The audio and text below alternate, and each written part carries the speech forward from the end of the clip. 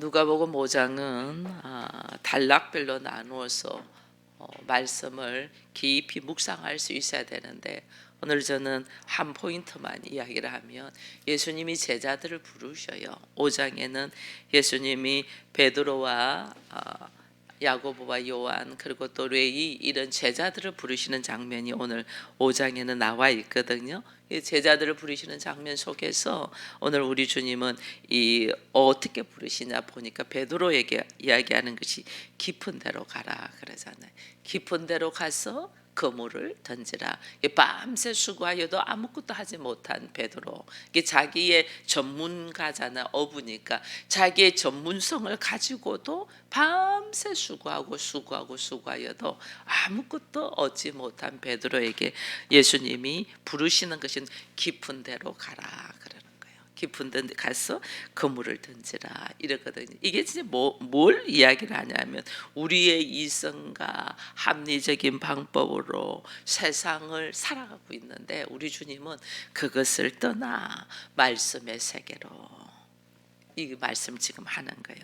내가 율법을 따라 열심히 살고 있는데, 율법을 따라 열심히 사는 세상에서 은혜의 세계로, 복음의 세계로 지금 깊은 데로 가라는 그거예요.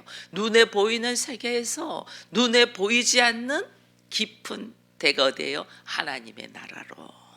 오늘 우리를 주님이 부르신다는 것은 우리로 하여금 깊은 세계로 들어가라는 거예요. 그냥 너희가 겉으로 즐기고 좋아하고 육체적인 이 삶을 살고 있는 우리가 하나님 앞에서 깊은 영적인 세계로, 보이지 않는 하나님의 나라로 들어오라, 그렇게 오늘 초청하는 것을 보게 돼요. 그래서 우리가 깊은 영적인 세계, 하나님의 나라로 들어가기 위하여 주께서 하시는 이 절차들이 있어요.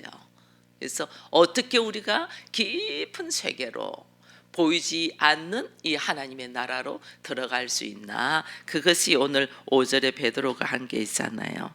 베드로가 한테 내가 밤새도록 수고하였지만은 잡은 것이 없다. 하지만은 말씀에 의지하여 내가 그물을 내리리다 이러잖아요.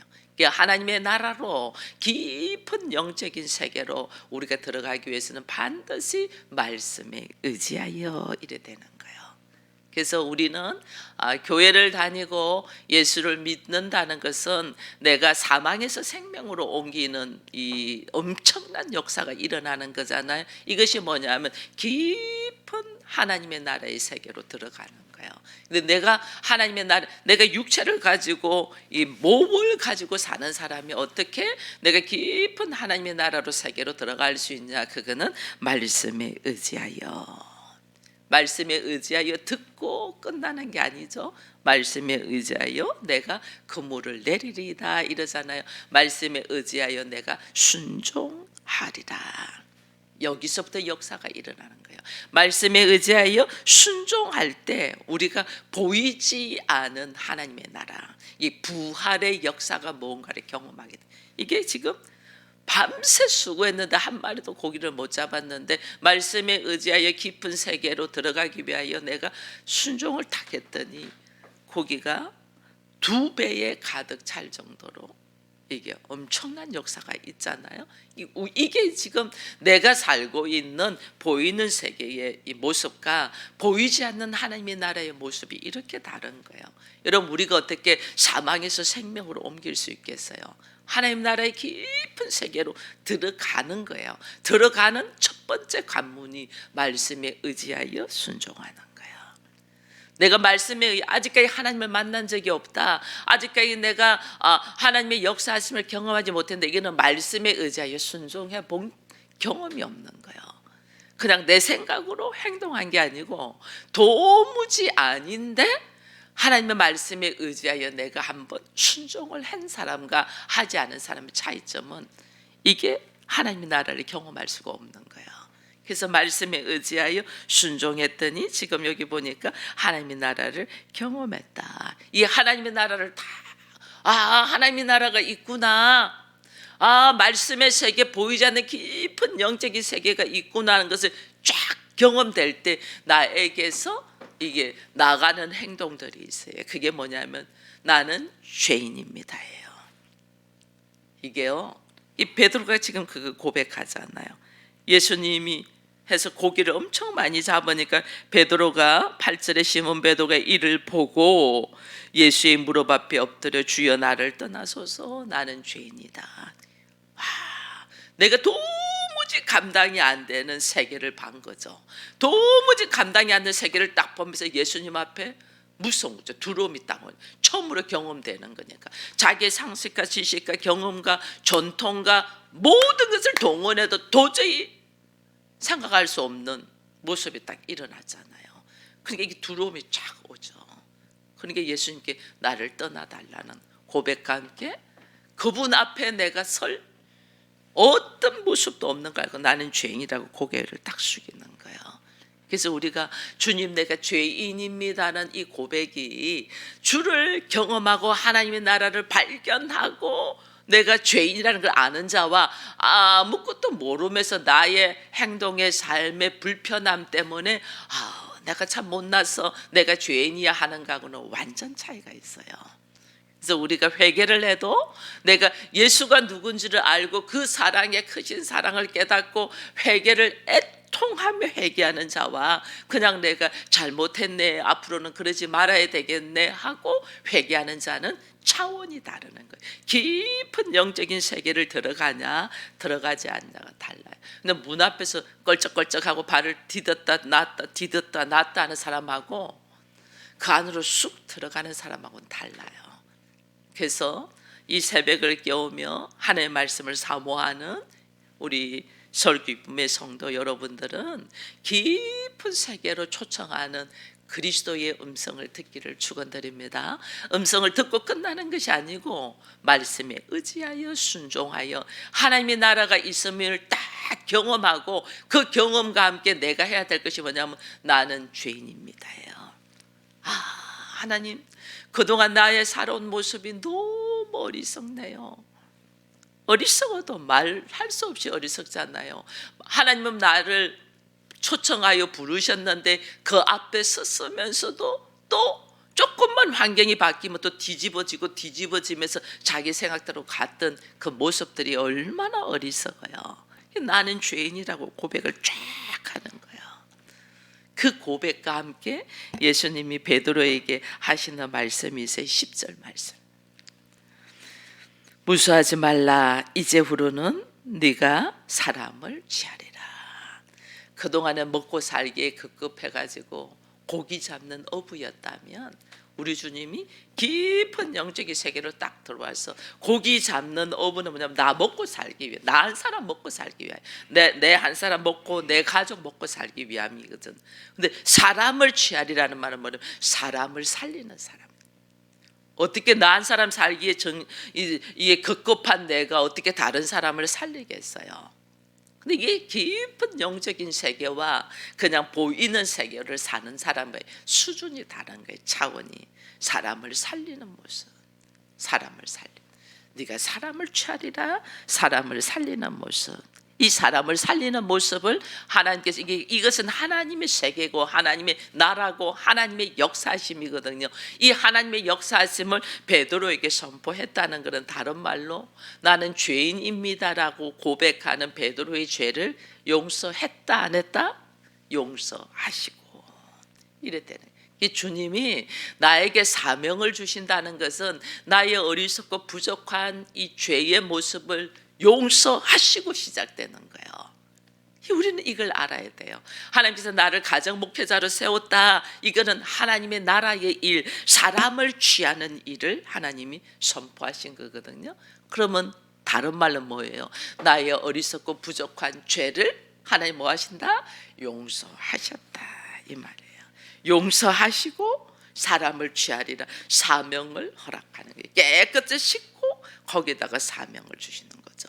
그러니까 우리를 부르시고 하나님께서 나에게 사명을 허락한다는 이 모습은 엄청난 나한테 은혜 중에 은혜거든요. 이 놀라운 은혜, 하나님의 나라를 경험되게 하고 하나님 나라의 경험 속에서 나의 죄의 어리석은 모습들을 처절하게 주께서 십자가를 지시면서 용서하시고 나를 새롭게 하여 하나님의 나라의 일, 이게 뭐예요? 예수께서 하시는 일이에요. 아들이 하는 일이에요. 아들이 하는 일을 나에게 맡긴다는 것은 다른 말로 나를 아들로 인정한다고 말해요.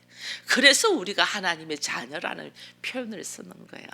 여러분, 하나님의 자녀라는 표현을 수도 없이 쓰면서 하나님의 자녀가 뭔 줄도 모르고 어떻게 되는 줄도 모르고 우리는 그냥 말만 떠드는 거예요.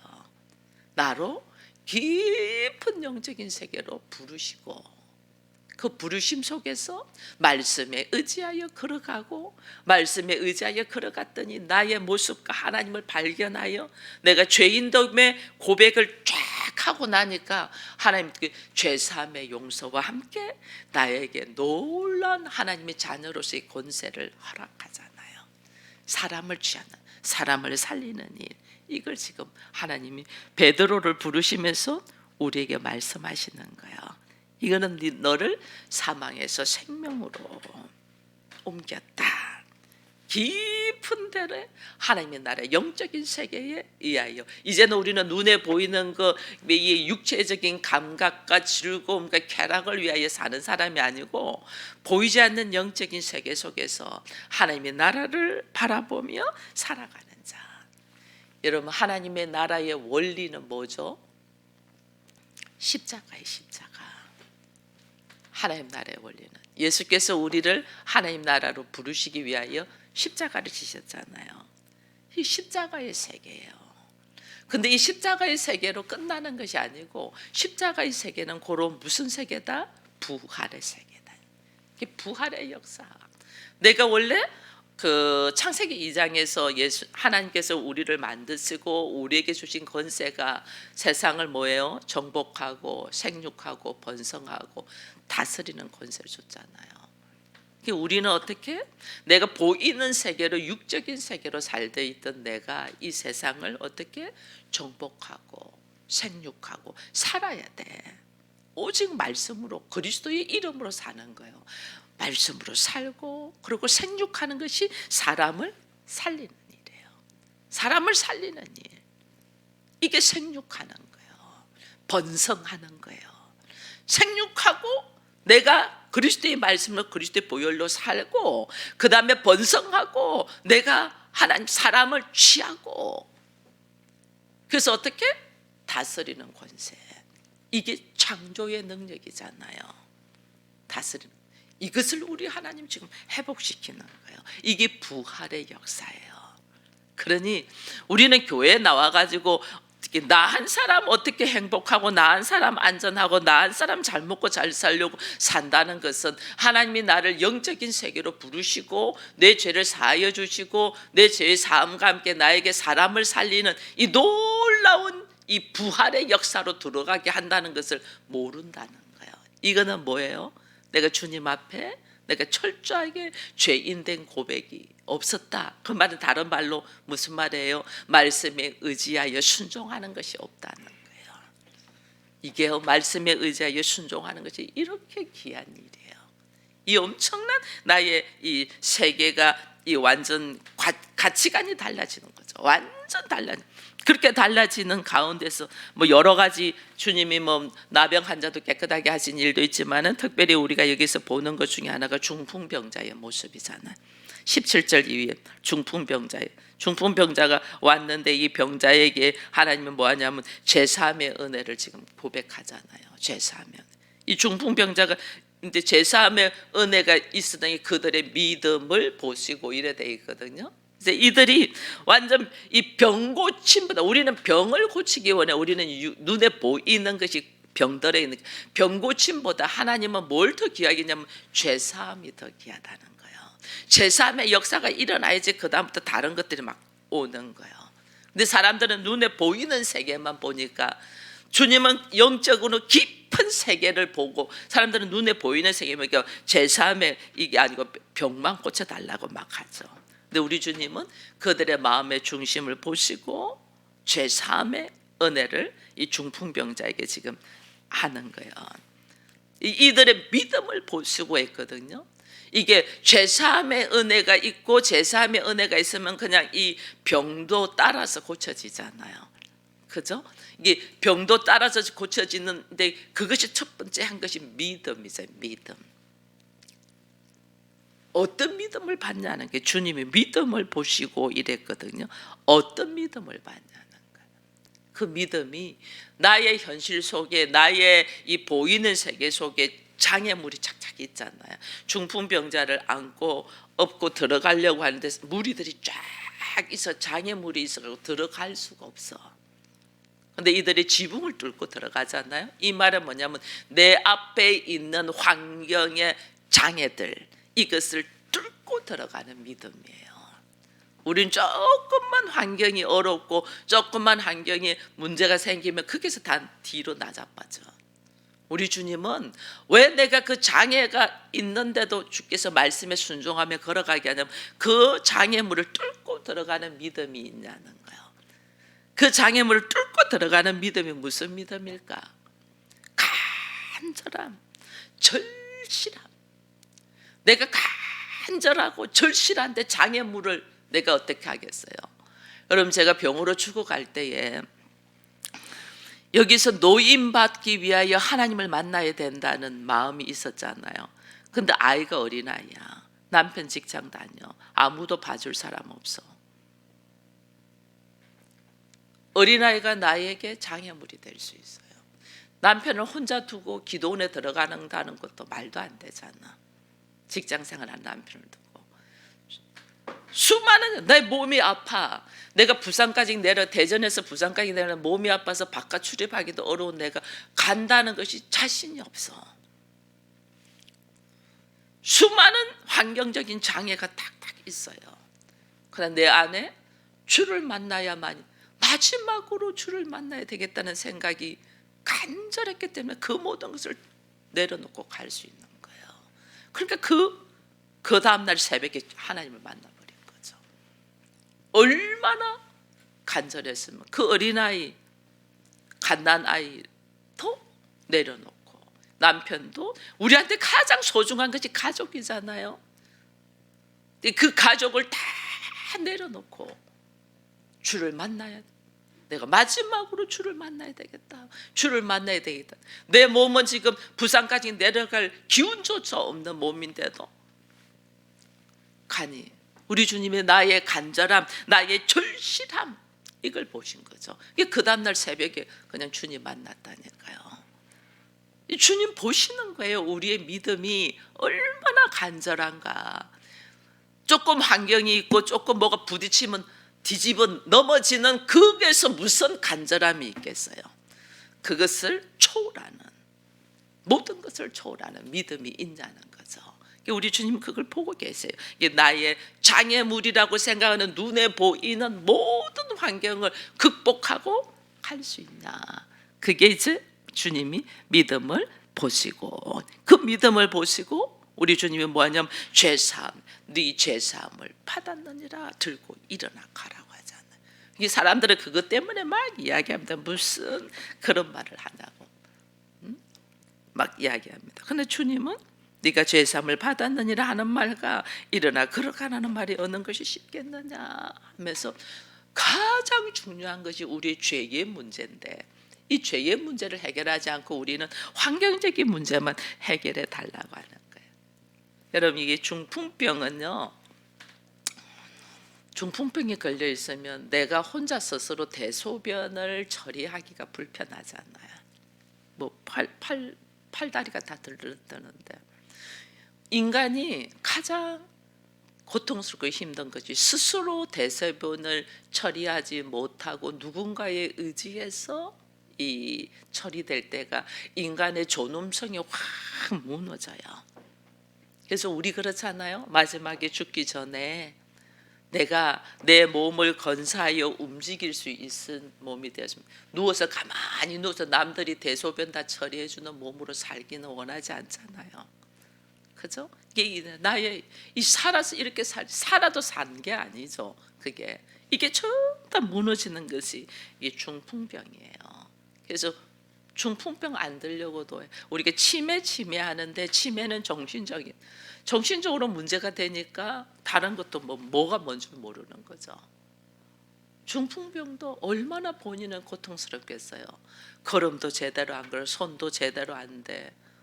떨고 있으면서 뭐 바지 하나 옷 하나 내리려도 제대로 안 돼. 손이 떨려서 음식이 입으로 제대로 안 들어가. 얼마나 고통스럽겠어요. 그러나 주님은 그런 우리의 인격적인 이 인간의 존엄성이 망각해져 버리는 이런 중병보다 더 깊은 병이 죄의 문제예요. 죄. 내가 죄가 죄인 줄도 모르고 있는 거야. 이게 얼마나 불쌍해. 이 중풍병을 나았다 해도 죄의 문제가 해결하지 않으면 결국은 죽음으로 가잖아요. 이게 얼마나 끔찍한 문제예요. 그래서 우리 주님은 죄의 문제를 해결하는 거예요.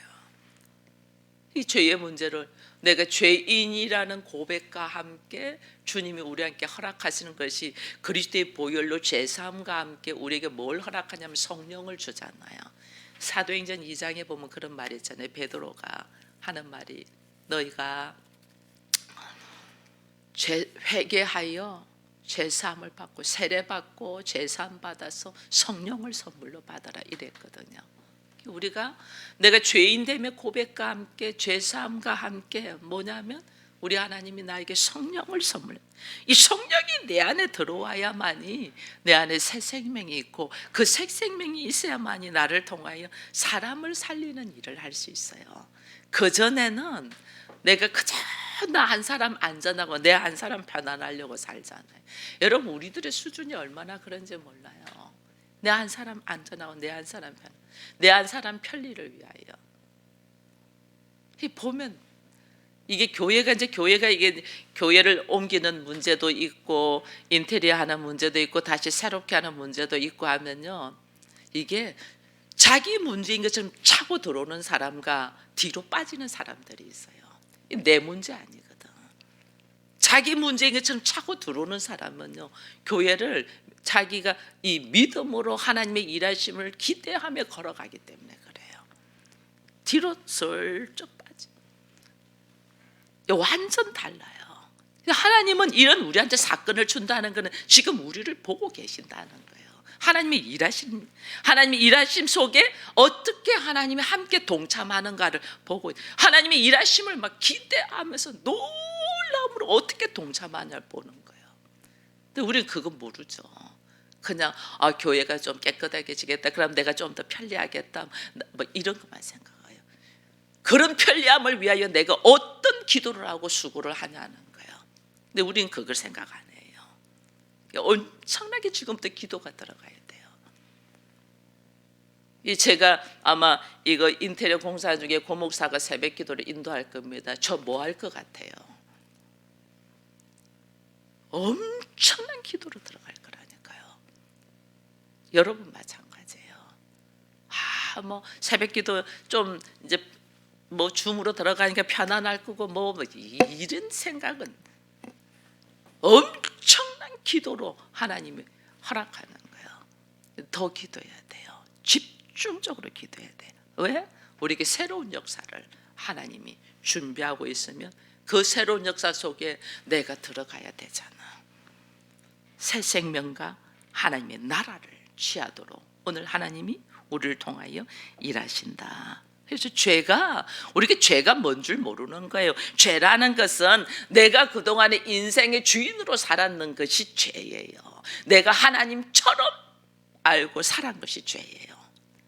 그래서 우리가 새로운 인생으로 들어간다, 깊은 세계로 들어간다는 것은 내가 죄를 고백하면서 하나님 내가 죄인입니다 라고 고백했다는 것은 내가 그동안에 내 인생의 주인이 돼서 나 한 사람 잘 먹고 잘 살기 위하여 내가 여기에 전전긍긍했습니다. 이것이 죄의 고백이에요. 이제서 내 인생의 주인은 하나님이십니다. 너희가 하나님의 아들 예수를 영접하는 자 곧 그 이름을 믿는 자는 하나님의 아들의 자녀의 권세를 준대잖아요. 이 영접이 뭐냐면요, 하나님 당신이 나의 주인입니다 이거로 고백하는 거예요. 예수님 당신이 나의 머리 되십니다. 나의 머리 된다는 말은 무슨 말이에요? 나의 주인이란 말이잖아요. 당신이 나의 주인입니다. 이것이 예수를 영접하는 거예요. 이 나의 주인이니까 나의 인생의 삶이 어떻게 돼요? 인생의 삶이 그동안에 나를 위하여 살았던 인생에서 깊은 영적인 세계, 하나님의 나라로 들어가는 거죠. 하나님 나라로 들어가는 게 내 인생의 삶의 걸음이 뭐냐면 전부 다 하나님의 영광을 위하여. 오늘 나의 나됨은 전적인 하나님의 은혜입니다. 하나님의 영광을 위하여 걸어가는 거예요. 그리고 하나님의 영광을 걸어가는 자들에게 오늘 요 마지막에 이런 말씀이 나와요. 물론 레위도 하나님께서 부르시는 장면도 있지만은 마지막에 이제 우리가 이런 장면들이 있잖아요. 새 포도주, 새 옷, 이런 혼인 잔치에 대한 이야기를 합니다. 34절에 보면 예수께서 그들에게 이르시되 혼인집 손님들이 신랑과 함께 있을 때 너희가 그 손님과 금식할 수 있겠느냐. 혼인 잔치라는 거죠.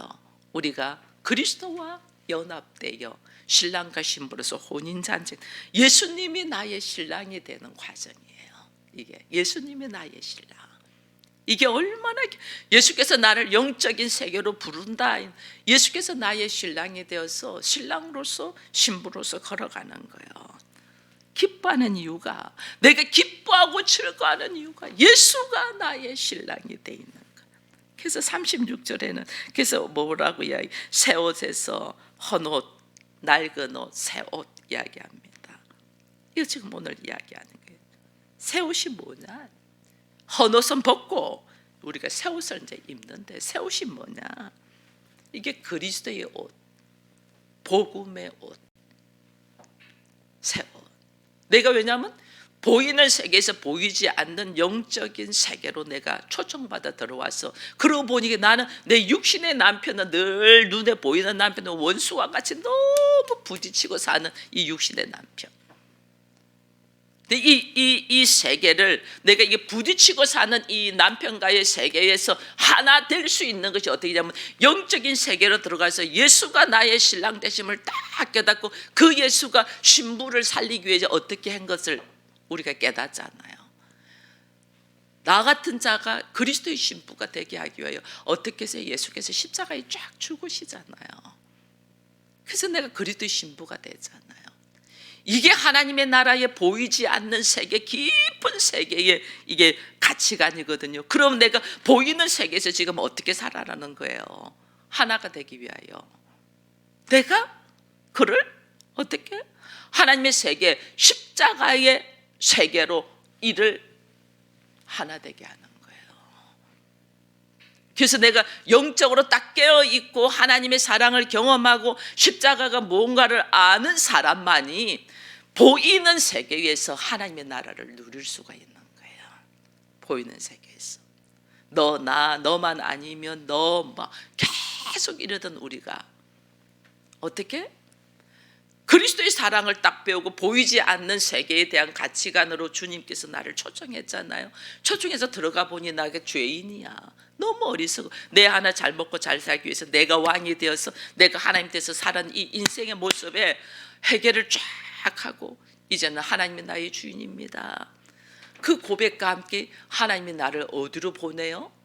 나를 초청해서 이제는 하나님이 하나님의 나라에서 예수님이 이 땅으로 오셨잖아. 왜 이 땅을 하나님의 나라로 깊은 세계로 만들기 위하여. 그 나를 깊은 세계로 초청하셔서 예수 그리스도의 사랑을 경험해가지고 하나님 나를 어디로 보내요? 이 땅이 이 보이는 세계, 죄와 구렁텅이에서 있는 세계로 나를 다시 파송해서 그 파송한 것이 어디예요? 내 가정이야. 내 가정에서 어떻게? 하나님의 사랑을 배운 그대로 배워서 부부가 한 몸이란 게 둘이가 세상적인 방법으로 쿵짝쿵짝 하나 되어 가라 그 말이 아니에요. 그럼 그냥 다 죽어요. 내가 그리스도의 사랑을 배운 사람을 취하리라 영적인 세계 속에서 하나님의 나라 이것이 뭐냐면 부활의 세계이고 그 부활의 세계는 십자가의 세계에 당을 딱 배우고 내가 어떻게 하나님이 사람을 취하는 세계로 보내는 거죠. 그게 우리 가정인 거예요. 가정에 딱 오니까 말도 안 되는 보이는 세계 가지고 막 별소리 다는 사람이 딱 있잖아요. 거기다가 어떻게 알아? 어떻게?